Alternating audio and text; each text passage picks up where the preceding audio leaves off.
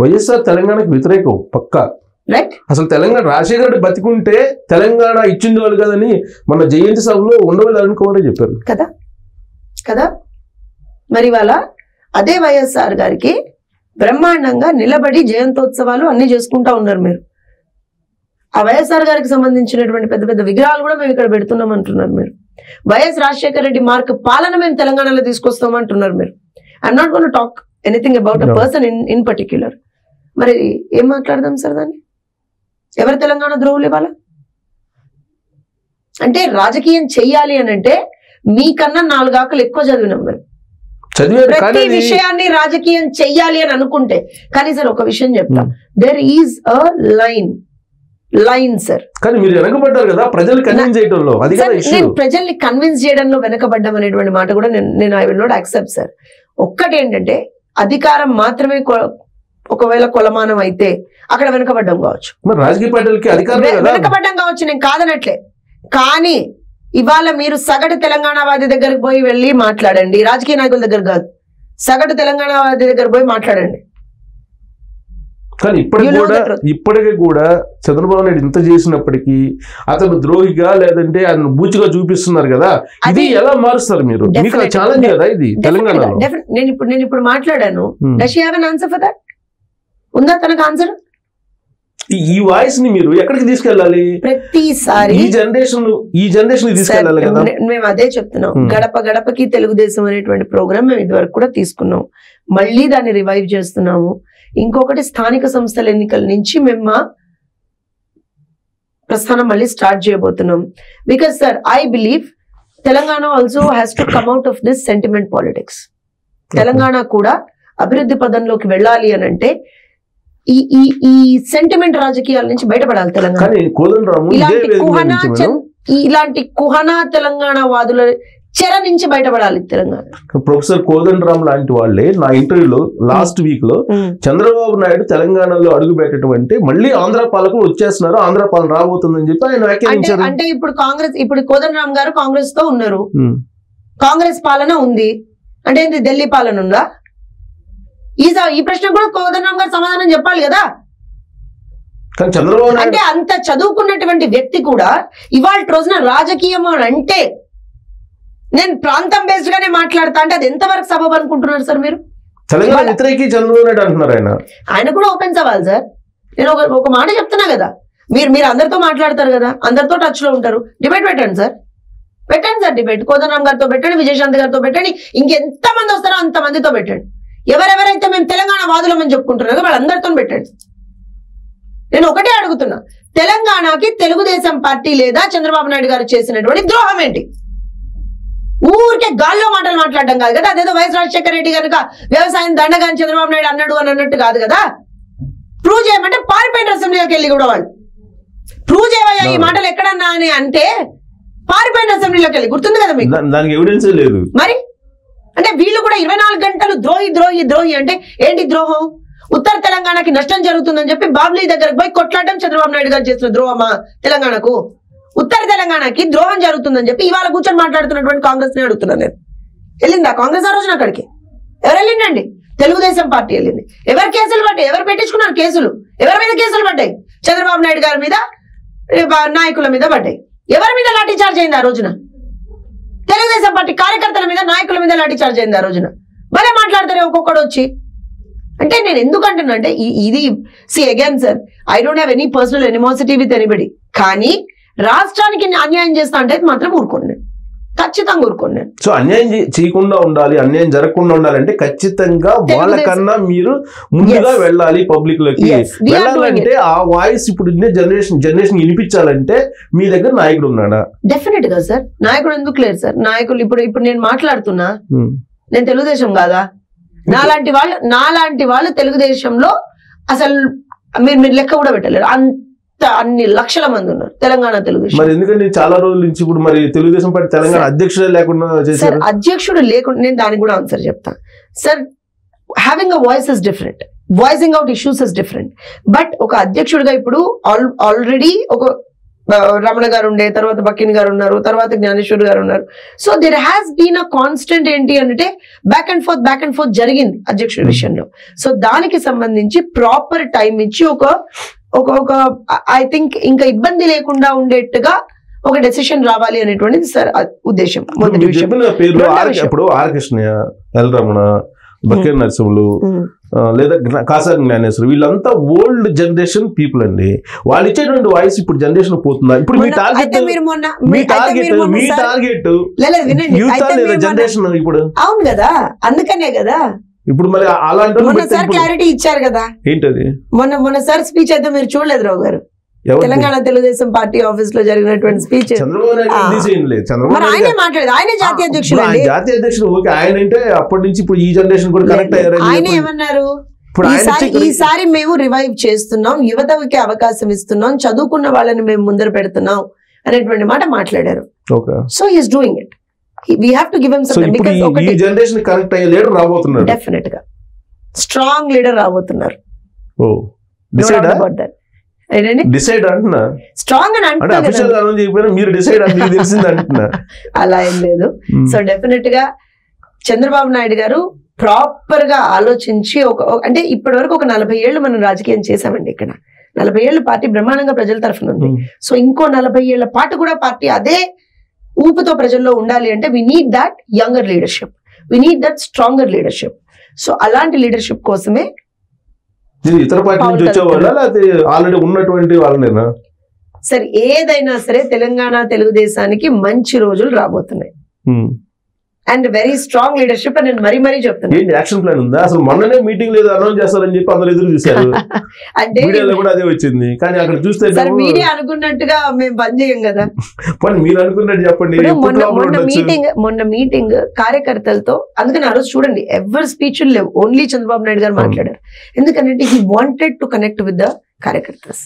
ఎందుకంటే సార్ ఇన్ని లక్షల మంది కార్యకర్తలు తెలంగాణలో బాబు గారి కోసం ఆయన ఏ డెసిషన్ తీసుకున్నా, ఏ రోజున కూడా ఎదురెళ్లకుండా, ఏ రోజున ఆయన ఏ డెసిషన్ తీసుకున్నా అంతే సపోర్ట్ చేసుకుంటూ వచ్చారు. సో మొన్న ఆయన కార్యకర్తల్ని అడిగారు, నేను ఉండాలా తెలుగుదేశం పార్టీ ఇక్కడ వద్దా అని అడిగారు. ఉండాలి సార్, స్ట్రాంగ్ గా ఉండాలి, మన జెండా ఇక్కడ రెపరెపరాడాలి అనేటువంటి మాట కార్యకర్తల నుంచి వచ్చింది. కార్యకర్తల నుంచి ఏదన్నా మాట వస్తే చంద్రబాబు నాయుడు గారు దాన్ని తూచా తప్పకుండా పాటిస్తారు. ఇంతకు ముందు కూడా ఇలాంటి మీటింగ్లు పెట్టినట్టున్నారు. లేదు అంటే డెఫినెట్ గా మీటింగ్స్ పెట్టామండి. మీటింగ్స్ అంటే that will definitely be there as a political party. But this meeting once we have one there, అక్కడ గెలిచిన తర్వాత ఇక్కడికి వచ్చి మన నెక్స్ట్ స్టెప్ తెలంగాణలో ఏంటి అనేది కార్యకర్తలను అడిగారు, నాయకులను అడగల. అసలు నాయకులతో మాట్లాడాలా సార్? తెలుసా మీకు? అసలు ఆ రోజు నాయకులతో ఎవరితో మాట్లాడాలా సార్? ఎవరితో మాట్లాడారు? కార్యకర్తలను అడిగి కార్యకర్తల మనోభావాలకు అనుగుణంగా మాత్రమే పనిచేయబోతున్నారు. కాసాని జ్ఞానేశ్వర్ ప్రెసిడెంట్ చేసేటప్పుడు కూడా నెక్స్ట్ ఎలక్షన్ కి మనం ప్రిపేర్ కావాలని చెప్పి వాళ్ళు ఒక డైరెక్షన్ ఇచ్చారు. తీరా చూస్తే అసలు ఎలక్షన్ లోనే కనపడలేదు Telugu Desam party. That was different. అప్పుడు మీకు తెలుసు సిచ్యువేషన్ ఏమైందో తెలుసు. కాసాని జ్ఞానేశ్వర్ గారు ఏ విధంగా పార్టీ మీద కుట్ర చేసి ఆయన వెళ్ళిపోయాడో తెలుసు. అప్పుడు చంద్రబాబు నాయుడు గారు ఏ రకంగా అక్రమంగా కేసులో ఆయన్ని పెట్టి ఆయన ఎలా జైల్లో ఉన్నారో తెలుసు. సో అన్ప్రిపేర్డ్ గా ఎలక్షన్స్ కి వెళ్ళడం అనేటువంటిది కూడా సబబు కాదండి. మీరేమో కాసాని జ్ఞానేశ్వర్ కుట్ర చేశాడు అంటున్నారు, ఆయనేమో తెలుగుదేశం పార్టీ నన్ను మోసం చేసింది, చంద్రబాబు నాయుడు మోసం చేశాడు ఆయన అన్నారు. చంద్రబాబు నాయుడు గారు మోసం చేస్తే ఏ పార్టీ మీద అయితే నేను ఫైట్ చేస్తా, ఏ పార్టీ మీద అయితే నేను అసలు ఏమంటారు అని అంటే కత్తిడాలు పట్టుకుని వెళ్తానన్నా అదే పార్టీలోకి వెళ్తాడా? అదే పార్టీ నుంచి ఇప్పుడు ఎమ్మెల్సీగా పోటీ చేస్తాడా? ఏపీగా పోటీ చేస్తాడా? Come on sir, we have been seeing all this. మరి మీ పార్టీ అధ్యక్షుడు నేను కోర్ట్ అనే పదం వాడట్లా, కానీ ఇలాంటి వ్యక్తులు మీకు కొత్త కాదు కదా. మీ పార్టీ తప్పు కదా. Probably I won't say no on that. ఇప్పుడు ఎల్రమణ కోర్టు సరే, ఆయన ఒక విషయం చెప్తానండి. ఎల్రమణ గారికి సంబంధించి ఇప్పుడు ఎల్రమణ గారికి పార్టీకి సంబంధించి ఎంపీగా, ఎమ్మెల్యేగా, మంత్రిగా అన్ని రకాలుగా అవకాశం ఇచ్చింది తెలుగుదేశం పార్టీ. ఒక సుదీర్ఘకాలంగా నాకు తెలిసి విభజిత ఆంధ్రప్రదేశ్లో సుదీర్ఘకాలంగా తెలంగాణ శాఖకి ఆయన అధ్యక్షుడిగా పనిచేశారు. We still are clueless as to why he has left the party. ఎవరికి తెలియని విషయం అది. ఎందుకంటే నాకు తెలిసి అన్ని రకాలుగా లాభపడ్డారు ఆయన తెలుగుదేశం పార్టీ నుంచి. సరే అది అయిపోయింది ఆ ఎపిసోడ్. బకీ నరసింహకి ఇచ్చారు కదా మరి ఆయన ఎందుకు తీసేసినట్టు అసలు? ఆయన తీసేశారు అనేటువంటి మాట కన్నా కూడా బికాజ్ ఏం జరిగింది అని అంటే ఒక ముదిరాజ్ సామాజిక వర్గానికి చెందినటువంటి వ్యాసా జ్ఞానేశ్వర్ గారు లేదండి ఖచ్చితంగా because we wanted revival of the party in a strong way ఆ రకంగా చేసుకుంటామని చెప్పి వచ్చినప్పుడు chance was given to him. నిజంగా కూడా నమ్మారు బాబు గారు, నమ్మలేదా నేను అన్ను నమ్మారు. ఇప్పుడు సార్ తప్పులు జరిగాయా ఇంకోటి జరిగాయా అనే దానికన్నా కూడా we literally gave him a chance. అంటే ఇవన్నీ చూసిన తర్వాత ప్రత్యర్థి పార్టీలు ఏమంటున్నారంటే వీళ్ళు ఇంతే చెప్తారులే ఆ తెలుగుదేశం పార్టీ క్లోజ్ అయిపోయింది, దుకాణం బంద్ అయిపోయింది, ఇంక లేదు అది తెలుసుకునే దుకాణం కాదు. దుకాణం బంద్ అయిపోయిందని ఊరికి వచ్చి మా పార్టీలో ఉన్న నాయకులు తీసుకుపోతారులే, అంతే కదా సార్. ఇతర పార్టీలో ఎవరు వచ్చినా తీసుకుంటారు సార్. దుకాణం బంద్ అయిపోయిన పార్టీలో వ్యక్తులు మీకు ఎందుకు సార్? ఆ పార్టీకి అసలు బలమే లేదన్నప్పుడు మీకు ఎందుకు సార్? సార్ ఇండివిజువల్ గా నాయకులకు బలం ఉండొచ్చు సార్. వాళ్ళ భయం ఏంటి? తెలుగుదేశం పార్టీ ఎక్కడా కూడా రివైవ్ అవ్వకూడదు అనేటువంటిదే వాళ్ళ థాట్ ప్రాసెస్. అది జరగదు. వాళ్ళు ఎన్నిసార్లు ఎన్ని రకాలుగా ప్రయత్నించారు. కేసీఆర్ అయితే నాకు తెలుసు అసలు పట్టువదలని విక్రమార్కుల్లా పాపం ట్రై చేశారు కేసీఆర్ కేటీఆర్. పట్టువదలని విక్రమార్కుల్లానే 14లో గెలిస్తే గుంజుకున్నారు, 18లో గెలిస్తే గుంజుకున్నారు. ఎవరు పార్టీ అధ్యక్షుడిగా వస్తే వాళ్ళని గుంజుకుందామని ప్రయత్నం చేశారు. ఆయన ఏమైంది? లాస్ట్ కి ఆయన తీసుకెళ్లారు సుదీర్ఘ కాలం పాటు ఉన్న ఆయన మహబూబ్ నగర్ చంద్రశేఖర్ రెడ్డి ఏమైంది చెప్పండి? ఇవాళ ఏమైంది చెప్పండి? నీ పార్టీకి కనీసం క్యాడర్ కూడా గతి లేదు. నీ పార్టీకి కనీసం క్యాడర్ కూడా గతి లేదు. మన కవితను అరెస్ట్ చేస్తే కనీసం 100 మంది రాలా. Let me put it very shrewdly here. నీ పార్టీకి కనీసం క్యాడర్ కూడా గతి లేదు. ఇవాళ నా పార్టీ ఎలా రివైవ్ అవుతుందో చూసి కూర్చొని నేర్చుకో. పార్టీ అంటే ఎలా ఉంటుంది? బీఆర్ఎస్ పార్టీ క్లోజ్ అవుతుందా? మీ పార్టీ ఇంకా అవ్వాలా? కొత్తగా అయిపోయిందా? ఏముంది సార్ అక్కడ? ఏముంది సార్ చెప్పండి. ఎమ్మెల్యేలు ఉన్నారు. ఎవరు ఎమ్మెల్యేలు? ఆ ఎమ్మెల్యే ఎప్పుడు ఏ పార్టీలోకి వెళ్తారో వాళ్ళకే తెలియదు. మీరు ఇప్పుడు కూర్చొని మాట్లాడుతున్నారు. ఇది కూడా నా ఫోన్ లో ఇప్పుడే ఒక నోటిఫికేషన్ వచ్చింది. ఇంకో బీఆర్ఎస్ ఇంకో ఎమ్మెల్యే కాంగ్రెస్ లోనే ఏదో మరి బీజేపీలో ఎక్కడో జాయిన్ అయ్యాడు. కాంగ్రెస్ లో ఏమో నేను ఏదో ఎవరో చెప్తున్నట్టుగా విన్నాను. తమాషా ఏంటంటే అక్కడేమో ఢిల్లీలోనేమో సురేష్ రెడ్డి వీళ్ళందరూ పోయి ఆయన రాజ్యసభ చైర్మన్ ధన్కడ్డ ఆయన కలిసినట్టున్నారు. అక్కడేమో నలుగురు ఉంటే ముగ్గురు వెళ్ళిపోవడానికి రెడీ అవుతున్నారు అని చెప్పి లేటెస్ట్ న్యూస్. ఇక్కడేమో కాంగ్రెస్ లీడరే చెప్తున్నాడు త్వరలో వీలేను బీఆర్ఎస్ పార్టీ. నేను ఒకటైతే చెప్తానండి, మీరు అన్యాయంగా అక్రమంగా ఒక పార్టీ ఉండకూడదని ఆ పార్టీ మీద కుట్రలు పన్నారు. మీరు మా పార్టీకి చాలా ఇబ్బంది పెట్టారు, కార్యకర్తలను ఇబ్బంది పెట్టారు, పార్టీ నాయకుల్ని ఇబ్బంది పెట్టారు, కార్యకర్తల్ని చాలా ఇబ్బంది పెట్టారండి. నేను ఈ మాట అనకూడదు అనుకున్నాను రావు గారు, కానీ ఐఎమ్ సారీ, తెలుగుదేశం పార్టీ ఉసురు తాకింది బీఆర్ఎస్కి. ప్రకృతి ధర్మం అంతేనా? సింపుల్. ఇప్పటికైనా సరే ఒళ్ళు దగ్గర పెట్టుకొని నోరు కంట్రోల్లో పెట్టుకొని బిహేవ్ చేస్తే కనీసం వాళ్ళు ఏమన్నా రేపు పొద్దున మళ్ళీ ఎమ్మెల్యేలుగా ఏమన్నా గెలుస్తారు. ఉంటుందా పార్టీ? ఏమో మరి నాకు తెలియదు సార్. అంటే విలీనం అని చెప్పి అంటే నేను అందుకే పార్టీ గురించి మాట్లాడలేదు. ఎమ్మెల్యేలుగా ఏమన్నా గెలుస్తారేమో అన్న. మళ్ళీ ఏదో పార్టీలు అంటారా? ఇదే పార్టీ ఉంటుందండి? నాకు తెలియదు సార్. అంటే వాళ్ళు టీఆర్ఎస్ ప్రత్యర్థి పార్టీలు గమనిస్తుంటాయి కదా.